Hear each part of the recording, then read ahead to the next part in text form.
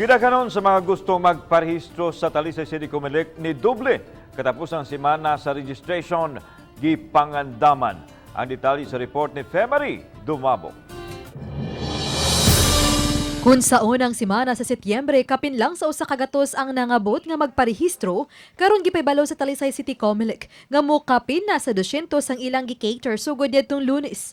Napanlantawan nga mo triple pa kani sunod semana nga mo'y deadline sa registration. Gahapon pa lang kapin na sa 2,000 ang nadugang nga rehistrante sa Talisay ning bulan sa Setyembre.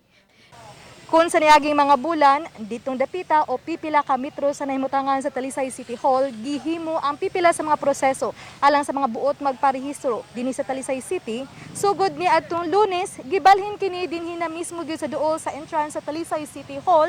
Kini aron mas mamonitor pa sa Talisay Comelec ang gidaghanon sa mga magparehistro, magpa-reactivate ug ang buot pang mo transfer. Nihangyo na ang Comelec sa Talisay City Government alang sa dugang job order employees nga makatabang kanila. Bibantay usab ang Talisay City Police nga masunod gyud ang safety and health protocol. Sa mga pulis na ngayon tag-request sa pulis kay sila man na ang tuhuan good sa mga tao.